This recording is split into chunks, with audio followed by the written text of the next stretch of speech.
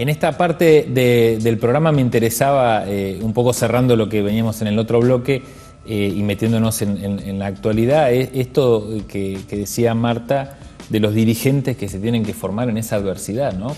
Que es una mirada que escapa de Latinoamérica, o crees vos, que has estado en la Internacional de Educación, pasa en muchos lugares. Pasa en muchos otros lugares y peor, digamos, ¿no? Ni te imaginas lo que es un sindicato en los países árabes o en Asia. La presión es muy, muy fuerte. La cuestión es aprender a construir en esa adversidad y lograr, a pesar de las presiones, de las tentaciones, uno lo que no puedes decidir la conducta del otro. A mí o a las organizaciones sindicales nos gustaría que los gobiernos se comportaran de otra manera, pero esta es la realidad, así se comportan, así tenemos nosotros que construir nuestra propia organización, nuestra fortaleza interna, nuestra democracia interna, la horizontalidad. La fuerza nuestra siempre estuvo en la construcción de colectivos, ¿no? Y en la posibilidad de llevar adelante estrategias con el conjunto de los compañeros. Yo siempre he pensado que es preferible que todos podamos salir media hora y sentarnos en la puerta de la escuela, si lo hacemos todos, a plantear un paro de a lo mejor 20 días, que lo hacemos el 10% de los trabajadores, ¿no? Es decir, cómo vamos construyendo paulatinamente y en conjunto medidas cada vez más efectivas, que golpeen más fuertemente, que desnuden más los modos autoritarios de conducción política, las restricciones que le impone el mercado al desarrollo de las democracias internas, a la posibilidad del derecho a la salud, a la igualdad y demás, y cómo desde esas medidas podemos construir un colectivo con la sociedad. Nosotros procuramos que la organización sindical no se transforme en enemigo de la continuidad del proceso educativo, ¿no? Así es que, bueno, es un desafío, es difícil. Yo reconozco que a veces caminamos como por el filo de una navaja, y si no pones bien el pie te cortas. Es una situación compleja. Pero sí, como en otros lugares de América Latina, las organizaciones sindicales hemos aprendido, digamos, ¿no? Sobre todo en lugares donde hay tanta renta, que hace que efectivamente este planteo, bueno, lo saco de la pública y lo meto en la privada porque si no viven de paro, ¿verdad? Y empieza como a correrse mucho el eje, ¿no? Porque ya hay niveles de complejidad muy altos en las discusiones. Sí, y yo entiendo también, porque me doy cuenta que es decir, la sociedad se ha modificado fuertemente, ¿no? No es solamente las organizaciones sindicales, el poder político, el ejercicio del poder, también se ha modificado la familia, la estructura, la iglesia. Una mamá que trabaja, que tiene que cumplir horarios, y que confía, digamos, que el sistema educativo le va a realizar una prestación en determinado horario, se ve la situación muy compleja, porque a veces podrá venir una abuela, a veces no está, no la tiene, no puede, la abuela también trabaja, la situación ha cambiado. Cuando nosotros advertimos fuertemente este cambio de la situación fue cuando pensamos alternativas. Recordarán ustedes la Carpa Blanca. Nosotros estuvimos 1003 días ayunando para evitar el corte del dictado de clases. Fue una medida muy larga, con mucho sacrificio, con mucho esfuerzo, que tuvo mucha visibilidad y que permitió una alianza fuerte con la sociedad en defensa de la educación pública. Nosotros frenamos la decisión política del menemismo de absolutamente privatizar y desmantelar el sistema educativo. Esto es otra cosa. Lo que usted me plantea es que, bueno, habiendo un crecimiento económico y habiendo algunos sectores sociales que han podido acaparar ese crecimiento económico, que tengan la opción de ir a la escuela que quieran, está en el marco de la libertad, digamos. Otra cosa es que no tengan más remedio toda la sociedad, y peor, los más pobres, que asistir a una escuela de gestión privada, porque no hay ninguna otra alternativa, porque la escuela pública de calidad, la buena escuela pública, ha desaparecido. Esta fue la pelea que dimos. Salimos victoriosos, logramos que el Estado Nacional se comprometiera, invirtiera menos de lo que queríamos, sí, mucho más de lo que teníamos antes también, digamos, ¿no? Y cómo se siguen estas peleas, y sobre todo, para mí, cada vez más y más importante, cómo la pelea de los trabajadores de la educación y de otros sectores, pero particularmente los trabajadores de la educación. O sea, yo participo de la idea de que toda dominación es, antes que nada, dominación cultural. es muy difícil que una dominación por la violencia, por la fuerza, se extienda si no tiene también raíces en la dominación cultural y que por lo general antecede, es más fuerte y coopta más, digamos. Y tiene muchos mecanismos de cooptación distintos de la violencia que hasta la hacen aparecer como que no hay cooptación, ¿no es cierto? Entonces digo, para salir de esa dominación cultural, el rol del sistema educativo es clave. Sobre todo en estas últimas 3 décadas que ha entrado en una competencia fuerte y desleal, digamos, con los medios de comunicación. El docente tiene un guardapolvo y una pizarra, no es un dibujito animado, no tiene esa facilidad para captar la atención de los niños que reciben información de distintos lugares con una facilidad muy grande, y que el docente tiene que buscar la estrategia para hacer inteligible esa información, para poderla procesar, pero no solo procesar, poderla comprender, y no solo comprenderla, otorgarle significados a aquella información y crear nuevos significados. Digamos, de esto se trata el proceso de enseñanza-aprendizaje, ¿no? Instalar en el ser humano ambiciones, deseos, y advertir que hay posibilidades y que juntos las podemos conseguir. Es un desafío distinto que requiere una pedagogía distinta y que requiere una formación distinta del trabajador de la educación, que desgraciadamente se la tiene que procurar por fuera del sistema educativo. La institucionalidad apunta como mucho a dotar al docente de algunos contenidos programáticos, de algunas modificaciones curriculares, pero no existe una formación más dirigida, digamos, a la función social que significa la distribución del conocimiento y la importancia que tiene. Bueno, creo que esta es una de las batallas que el sindicato también tiene que dar. Quería hablar un poco del tema de los glaciares, ¿no? Sacándote... Pero para dar ese paso en la charla, creo que sería un buen puntapié la cuestión del sindicalismo metiéndose en la vida política, ¿no? Partidaria. ¿Qué nos podés contar, qué valoraciones?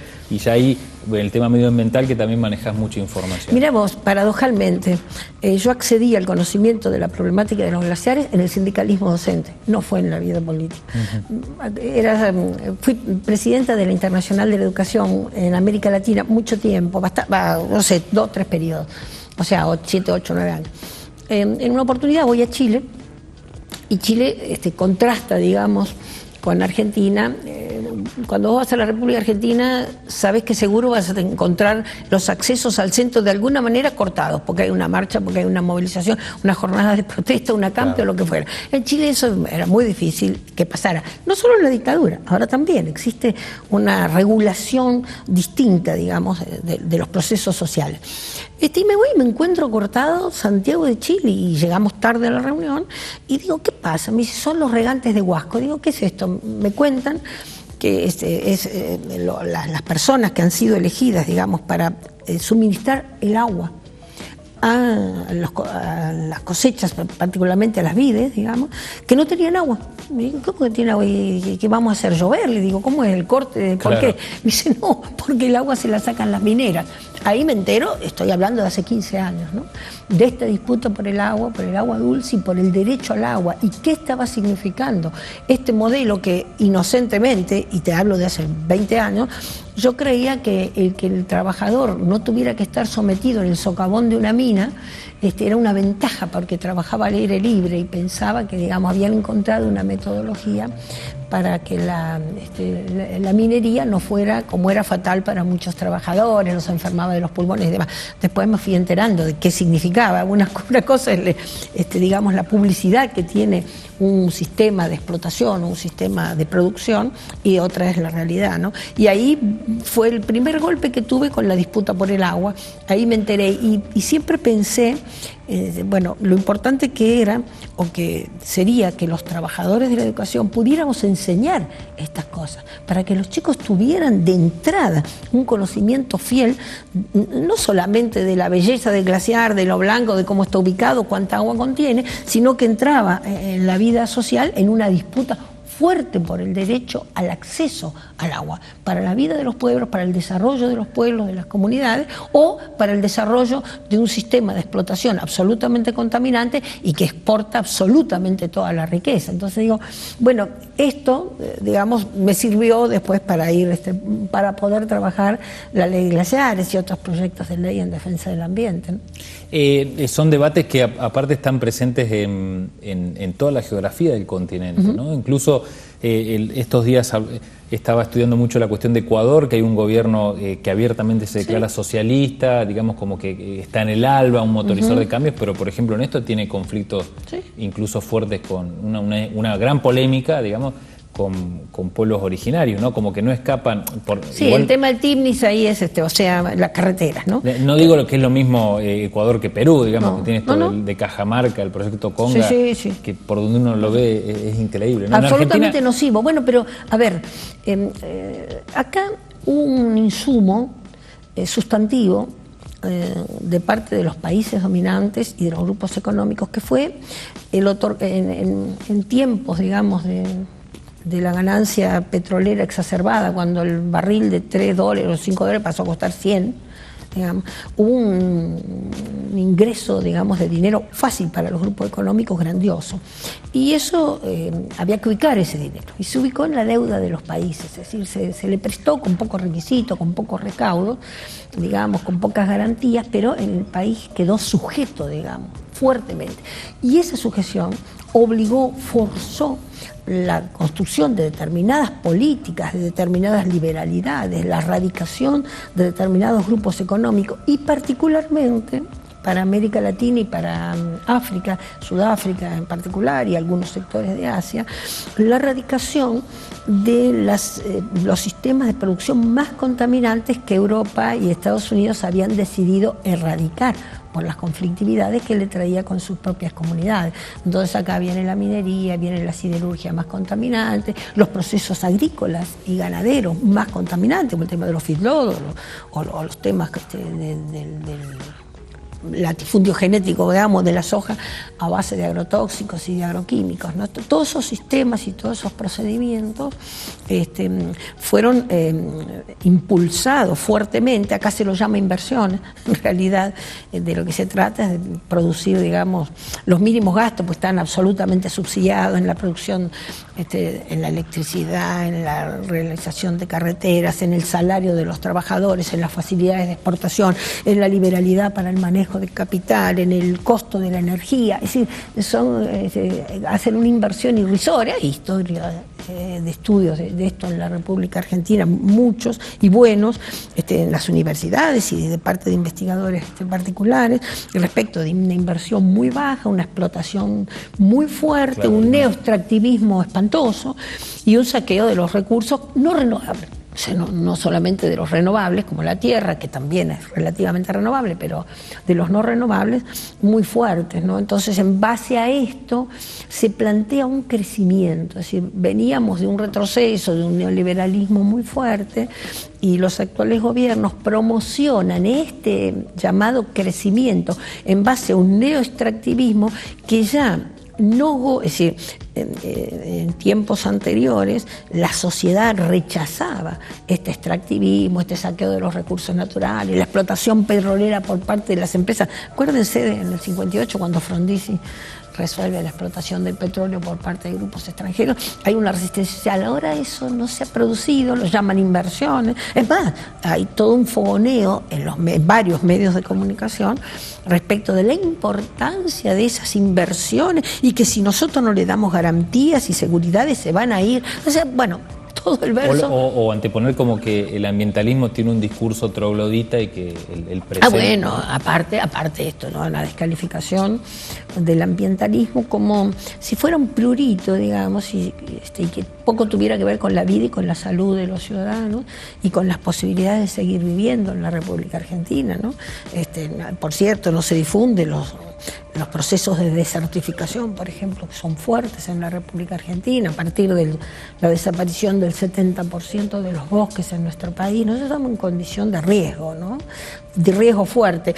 Fíjate qué notable, se publica, las Naciones Unidas tienen un servicio mundial de meteorología, digamos, muy acreditado, que además trabaja con meteorólogos de todo el mundo. No es que sea Europa que produjo, una meteorología que está trabajando con meteorólogos. Tiene datos de la periferia. Con datos del mundo entero, y que viene haciendo un relevamiento de las temperaturas, ¿no? Bueno, ha quedado claro que este último decenio fue el peor decenio en crecimiento de la temperatura, y particularmente el año 2012, que marcó mundialmente el crecimiento de casi medio grado en la temperatura. Es una barbaridad.